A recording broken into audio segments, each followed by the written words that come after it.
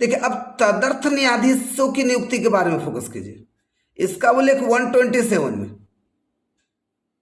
127, तो 1241 supreme court, 1242 न्यायाधीश की नियुक्ति, 126 मकान, याद रखेंगे, मतलब मुख्य कार्यकारी न्यायाधीश। और 127 तदर्थ न्यायाधीश। तो तदर्थ न्यायाधीशों की नियुक्ति केवल विशेष परिस्थिति में की जाएंगी। देखो ये आपने देख लिया कि आपके क्वेश्चन भी कि मुख्य कार्यकारी न्यायाधीश की नियुक्ति से संबंधित बातों पर प्रकाश डाले। आपके क्वेश्चन है जी, ये सब क्वेश्चन जब बताते हैं तो ये सब लिखने का काम करें। आपको जो नोट्स दिए जाते हैं उसको बार बार रिवीजन करें और उसके ऊपर फोकस करने का काम जरूर से जरूर करें। नहीं अच्छा, तो अब आप देखोगे कि तदर्थ न्यायाधीशों की नियुक्ति केवल उसी समय की जाएंगी जब अस्थायी न्यायाधीशों द्वारा गणपूर्ति का अभाव हो गया हो। गणपूर्ति बोले तो कोरम, ठीक है। अब बोले सर गणपूर्ति तो संसद में पढ़े थे सर, आप बोले थे सर कि 1/10 होना चाहिए। गणपूर्ति मतलब मीटिंग तभी स्टार्ट होंगी जब 1/10 मेंबर हों। तो सर यहाँ पर भी कोर्ट में भी गणपूर्ति, इंग्लिश में बोलते हैं इसको कोरम, कोरम की जरूरत पड़ती है। QUORUM, quorum. तदर्थ न्यायाधीशों की नियुक्ति राष्ट्रपति की पूर्व अनुमति से सर्वोच्च न्यायालय का मुख्य न्यायाधीश करता है, ठीक है। और तैयारी में बहुत अच्छे से लगने की जरूरत है जी, क्योंकि अभी ऐसा है कि जनरल एग्जाम भी टफ हो गया, मतलब सिविल सर्विस को टक्कर देने जा रहा है।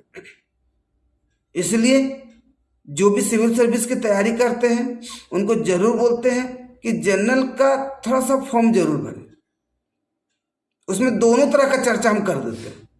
जनरल तैयारी में सिविल सर्विस के क्वेश्चन का चर्चा नहीं करते क्योंकि उससे थोड़ा सा बच्चे नहीं हो जाते हैं, उस तरह का क्वेश्चन दिखेगा ही नहीं। लेकिन सिविल सर्विस के एग्जाम में थोड़ा सा जरूर दोनों तरह की बातों पर चर्चा जरूर करते हैं। इसलिए आपके जो टेस्ट भी लिए जाते हैं वो दोनों तरीके से फोकस किए जाते हैं। तो तदर्थ न्यायाधीशों की नियुक्ति राष्ट्रपति के पूर्व अनुमति से सर्वोच्च न्यायालय का मुख्य न्यायाधीश करता है। देखिए मुख्य कार्यकारी न्यायाधीश की नियुक्ति कौन करे?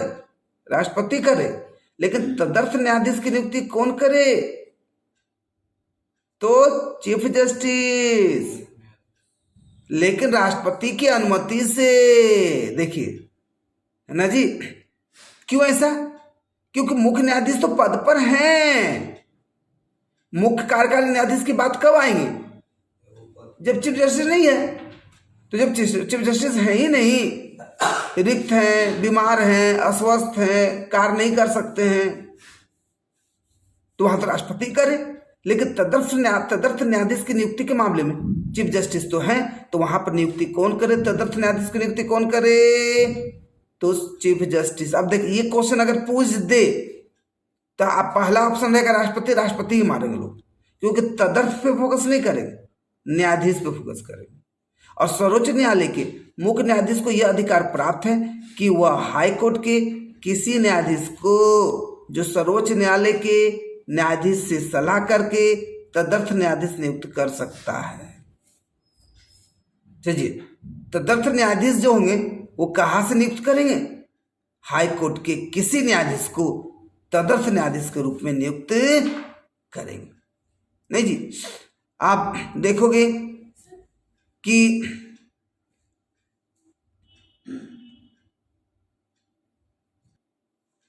देखो जी ध्यान देना है कि मुख्य कार्यकारी न्यायाधीश सुप्रीम कोर्ट के अन्य न्यायाधीश से ही लिए जाएंगे, लेकिन तदर्थ न्यायाधीश जो होंगे वो हाई कोर्ट के किसी न्यायाधीश के को नियुक्त किया जाएगा। बस थोड़ा सा तदर्थ का इंग्लिश ट्रांसलेट आप देख सकते हो क्या होगा, ठीक है। तो मेला जी मिला क्या? ठीक है। अच्छा, उसके बाद देखोगे कि यहाँ पर कुछ ट्रेंगल के रूप में दिया हुआ है, आप देख सकते हो। सुप्रीम कोर्ट है ना, तो सुप्रीम कोर्ट फिर यहाँ है। अब बताइए पूरे भारत में सुप्रीम कोर्ट कितना है? एक। हाई कोर्ट कितना है? 24। देखिए जिला न्यायालय कितना है? तो प्रत्येक जिला में एक रहेगा, प्रत्येक जिला में एक रहेगा, है ना जी। इस पे थोड़ा सा एक बार और चर्चा करेंगे बाद में। फिर मुंसिफ न्यायालय प्रत्येक जिला में रहेगा।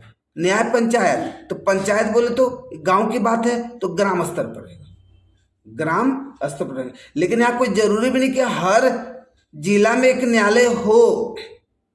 अदर जिला न्यायालय से भी दूसरे जिले कार्य भी करता है, ऐसे भी देखने को मिलेंगे।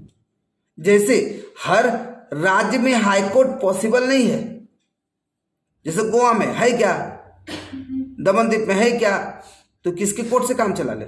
Mumbai high court, Mumbai high court, है ना जी।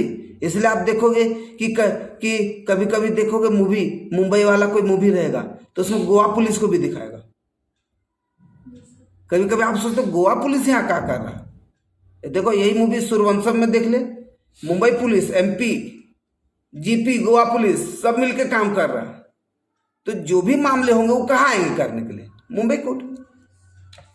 अच्छा, अब देखो 128 तो याद हो गया। 124(1) सुप्रीम कोर्ट, 124(2) नियुक्ति, 126 मकान, 127 तदर्थ न्यायाधीश, 128 भारत का मुख्य न्यायाधीश राष्ट्रपति की पूर्व अनुमति से सर्वोच्च न्यायालय या उच्च न्यायालय के किसी अवकाश प्राप्त न्यायाधीश को, अवकाश समझ में आ रहा है जी? अवकाश बोले तो छुट्टी, कोई छुट्टी लिया हो, होता ना जी, उन लोग को भी छुट्टी की जरूरत पड़ेगा ना जी। तो अवकाश प्राप्त न्यायाधीश को सर्वोच्च न्यायालय में कार्य करने के लिए सिफारिश कर सकता है। अगर कोई छुट्टी लिया हुआ है तो छुट्टी लिया हुआ है तो वहां पर सर्वोच्च न्यायालय में कार्य करने के लिए सिफारिश कर सकता है ना जी। तो वहां पर वो कब काम करेगा?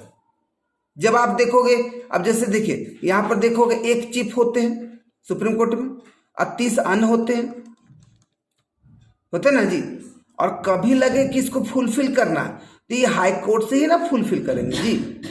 हाँ, तो 127 बोले तो वो न्यायाधीश कोई जरूरी नहीं है कि छुट्टी लिया हो, तदर्थ न्यायाधीश हाई कोर्ट से लेंगे। लेकिन 128 में कोई छुट्टी लिया हो तो उससे सिफारिश करेंगे कि आप सर्वोच्च न्यायालय में कार्य करें। मतलब वहां प्रमोशन वाली बात हो गई, प्रमोशन वाली बात हो गई। तो इस तरह का कंडीशन को फोकस कीजिए। अच्छा ऐसा कंडीशन है, मतलब ये 126 होगा, अच्छा 127 होगा, 128 होगा। तो सर्वोच्च न्यायालय में तदर्थ न्यायाधीशों की नियुक्ति संबंधी प्रावधान फ्रांस के संविधान से प्रेरित है। देखिए तदर्थ न्यायाधीश क्लियर, कोई छुट्टी लिया रहेगा हाईकोर्ट वाला न्यायाधीश, उसको सुप्रीम कोर्ट में बोलेगा काम करने के लिए, तो आर्टिकल कौन सा? 128। तदर्थ न्यायाधीश का उल्लेख किस आर्टिकल में?